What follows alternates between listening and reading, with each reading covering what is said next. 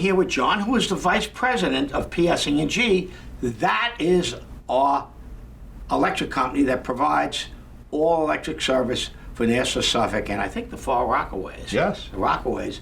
And they act as a subcontractor for LIPA. LIPA really is there to save us money, but they don't do the actual work. The actual work is done by PSEG. And they're charged with their contract with LIPA providing efficient, effective electric service. And one of the keys that we're talking about today, which is apropos, is what happens when a storm hits. Even worse, what happens when a hurricane hits. And some people have long memories and they think back to 2012. I certainly remember it. I was running for supervisor in a special election then, and I was elected after the storm and took office after that. Okay. But the first couple of months in office, all I dealt with was Superstorm Sandy because it had a devastating effect on the island. So tell us a little bit about what that involves for PSEG. Okay, well first, Supervisor, let me say thank you for inviting us in. It's a pleasure to be here, it really is. And we do put a lot of effort into storm preparedness and emergency preparedness. And we do endeavor to be the best at it. And we feel we've got a lot of good things to talk about. So there's a couple of broad categories that we work on. I know you've been doing a lot of tree trimming. Sure. And that's because you're concerned that these branches, and we watched that, all these branches, these trees, they fell, they took down the wires. It was incredible. Yeah, so maintaining and hardening the grid is one of the categories. And when did you come on scene with LIPA? So we started in 2014, all right? So after Superstorm Sandy. After Superstorm So you Sandy. learned the lessons from There was a lot of lessons. the predecessor, which I believe was National Grid. That's right, yeah. Superstorm So you went to school on what they did wrong and try to make it right. No, it was a big event, and we really did focus on how to move forward. Right. But grid maintenance is a big item. We also work on technology. We've deployed a lot of technology. And then also the third category is coordination and communication with stakeholders. Absolutely. And other emergency responders. And then last and not least, and I could get into a little detail on each of these, working with our employees, investing in them, and making sure that they have all the tools to be successful. Well, I know you've worked very carefully with your employees. I know you've been very concerned about hardening our grid system against a storm. High winds can take wires down. Yes. Trees and branches can take wires down. They're all concerned. Let me ask you this. One of the things you're going to have to deal with in the next storm, Yes. even if they don't take wires down, is a lot of vegetative debris. What do you do with that vegetative debris? Yeah. I'm going to go to school on your answer, by the way. Good question. So, in a big event, a lot of trees can come down. And the first action we really want to do is just clear it away from the wires. Get the system up. Get the system up, get it away from the wires, raise up the wires, work with our community responders, the DPW, so that the roads can get opened. And then very often, dealing with where you put the debris after that is kind of an afterthought. We get it out of the way of the wires, right. We get it out of the way of the roads, and then we'll work to clear it up after the fact. Take a look at that down the road. I know it's a secondary concern, maybe a tertiary concern. Yes. But vegetative debris is going to be a huge issue. Good We're point. closing our landfill, so there's not going to be a place to put that. Yeah. And after Sandy, what the town did, I wasn't in supervisor at that time, they made a decision with the county of Suffolk. The county provided what was called air curtain burners, Oh, and which looked like a huge big dumpster. okay. But they burned. Wow. And when I became supervisor, I stopped that because of the air pollution threat. And with the landfill closing, I have no idea what they're going to do with vegetative debris. Something we need to take a look at. Well, But with the maintenance on the system is going real well. You mentioned the tree trimming program. We've Right. trimmed over 11,000 miles of lines since 2014. and you made a lot of, the big concern, of course, is substations. Yes, the substations have been maintained. Any substations that saw water in Sandy have been equipment replaced and raised, so that we'll be in better shape.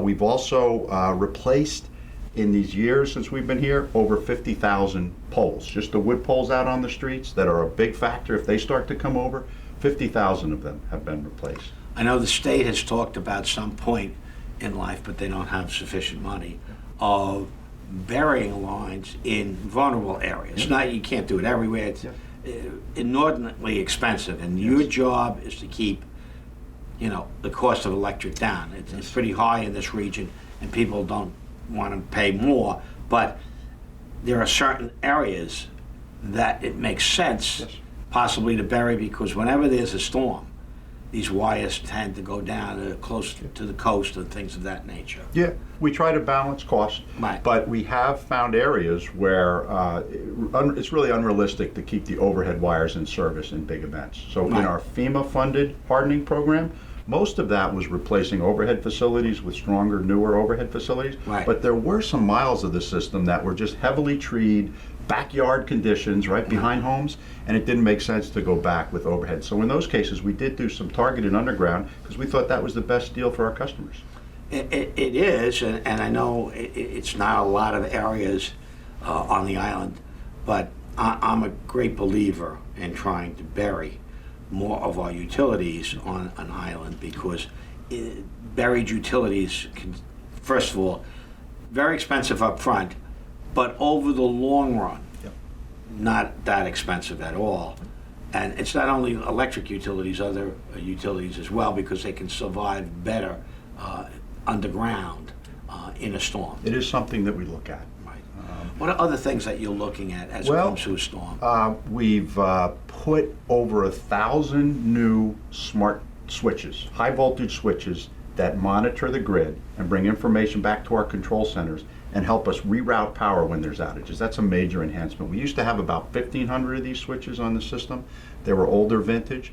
Now we have over 2,600 of these switches on the system. New, more information, that's great.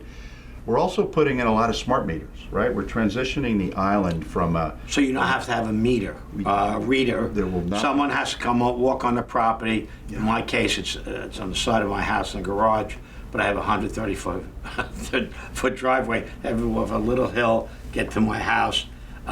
So much efficient if you can do that remotely. If you can read. Absolutely, and it gets us efficient with the meter read, but so many other things as well. In a storm, we don't necessarily know that a meter is without power. Right. We monitor the main facility, so we know if a main trunk line goes out, we Right. know. But a small side branch, we don't know. The customer has to call us. Right. With a smart meter, the meter will call us. Right, the meter tells you. It just tells us amount. Going down for the count. It's going down for the count. It's Right. wired into our outage management system.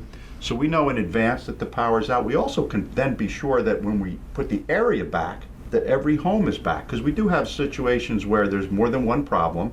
We put the area back, but there's a secondary problem, and now we'll know that with the smart Right, meters. there's maybe a voltage problem. Yes. Or there's another type of problem. For sure. That will prevent certain houses on a street. The whole neighborhood comes back, but not that street. Exactly. We'll know that now in advance of the customer having to call us. The other thing the meters How many do, customers do you have? we have 1.1 million customers. Wow. And at That's the end in, of in both counties, and the Rockaways. Yes, yep, a lot of customers. By the end of this year, smart meters will be up to about 400,000 of those 1.1 million. And over the next couple of years, we're going to get them all done. Each week, our employees are converting over 5,000 of the meters to these smart meters. And That's it's going to be a great. big improvement. We're really excited about that. We're doing something similar with street lighting. Okay. We're converting, we have about 44,000 street lights. Okay. And it's a town responsibility, so we're converting all of our street lights to LED. LED. But we have smart street lights that will tell us if a light is out, Yep.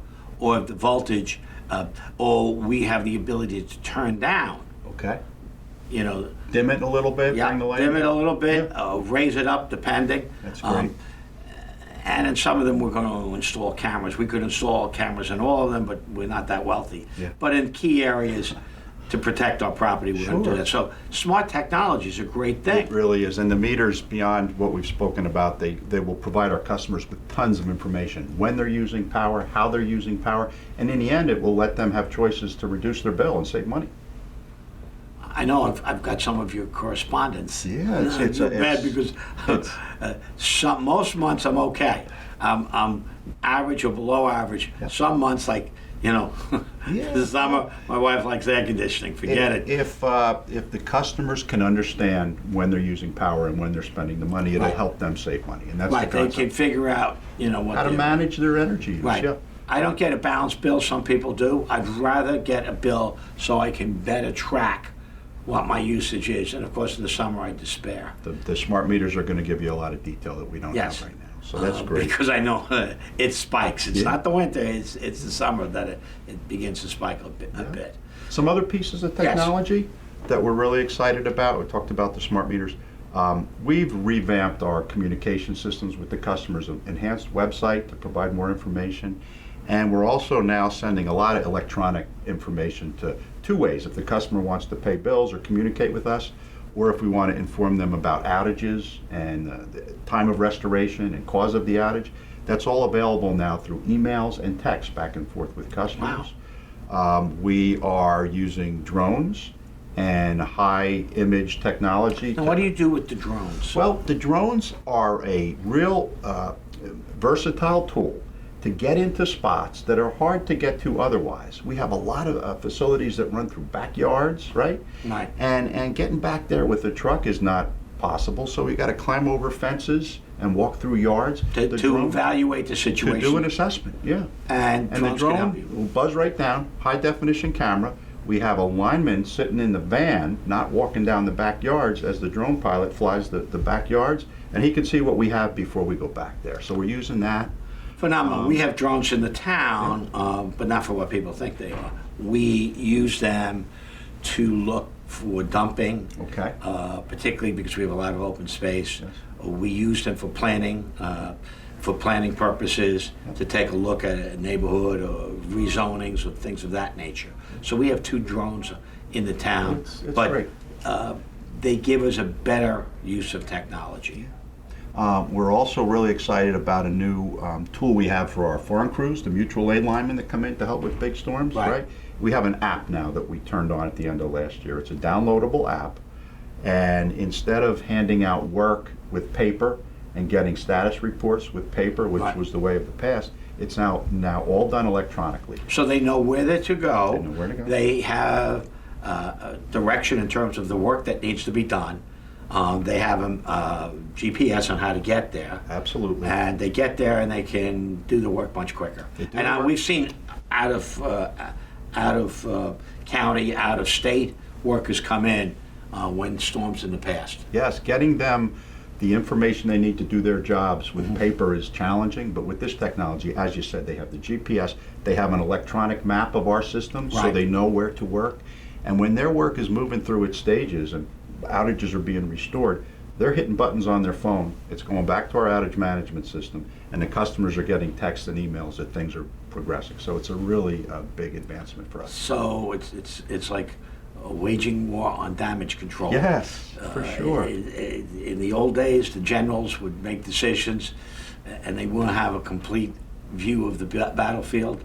As the general, you have a much better view of the battlefield, of what needs to be done, where to send help, what to do, because you have better technology. Yeah, that's a good analogy, and information is very powerful, and it's going to really help us. So we're really excited about that. What else should the customer know about PSEG and what you're doing to make your service better for them? Okay, that's a good question. We're doing an awful lot. I did talk about working on coordination and communication with other entities that have to respond to emergencies. And we have people out there, just so you know, we have, in a storm, we have all types of people. Yes. We have our fire marshals out, we Yes. have our building inspectors out, we have our law investigators out, we have our bay constables and harbor masters, each with a different task in a storm. And we have some very good people. Our public safety commissioner is John Dan? Mead. Okay. John Mead. Okay. John is the former chief of patrol for Suffolk County Police. Okay, great. He retired, we hired him, and he's in charge of, you're thinking... Dan Sicilian, I think? Yes, Dan Sicilian is our emergency manager. He works for public safety, Okay. as do our fire marshals, as do our public safety officers, and we have a communication system, which maybe after we're finished here, we can walk down and show you. We have a screen, a huge screen that can display the entire town on it. I would love to see it. Yeah. And it is probably the most advanced in terms of technology. And I want you to see it because obviously in a storm, it's all hands on deck. And we want to create, although we're the public sector, we want to create and help the private sector, in this case PSEG, but National Grid with gas, Yes. and other providers respond and help us respond to We need this to work crisis. together, and so that goes a long way. And yeah, we had a huge tabletop exercise back in May. Dan Sicilian was Right. there with us, as were people from Suffolk County and the other towns and villages. So we're all about coordinating and communicating. We have the same mission, and if we know each other and know the processes, we're going to really do well. And So we work that's- with Suffolk County, obviously. Yes. We all try to pitch in. Yeah, so we're working on that. I want our customers to know about that. And then really, one other item is about our employees, and you mentioned our employees and how proud we are of them and how hard they work. We have over 2,200 employees. They're the best in the business. They're professionals, they're trained, they're dedicated. They're out there day in and day out, even for smaller events. Like over Right. the weekend, it's going to be warm. We'll have a few outages. We got our employees standing by to do well and put the lights back on. We're investing in onboarding new employees, buying new tools and equipment, and like I say, they're the best in the business. So they're there to support our customers, and they're very happy to do so. That's great. I know I work with Vinny Vigeri, who's your Yes. government relations person. Yes. He is very good, user-friendly, and someone we can coordinate with. Yeah, Vinny works to coordinate with elected officials and, Right. and their needs, and he's great. We also do a lot of work out in the communities, right? Beyond just keeping the lights on and running the electric system and providing customer service, our employees love to volunteer. We do fundraising, we do park cleanups, we do habitat rebuilds. You did They're a out park there. cleanup in Medford. We did? At How'd it go? Eagle Estates. It was very nice. I stopped by. I said hello to all the guys and gals that pitched in. Yeah. They did a phenomenal job. They appreciated seeing you out there. They But really I know did. this is a short program, but I want to thank you for coming in. Okay. I want to tell you that PSEG has been doing a great job Thank you. on behalf of the customer, and we feel confident that when the next storm comes, we're not going to escape damage, but we're going to recover a lot faster with the leadership that you've demonstrated and the improvements that you've made. So thank you very much for coming Thank on you, the show. Supervisor. Pleasure to be here. Thank you. Thank you.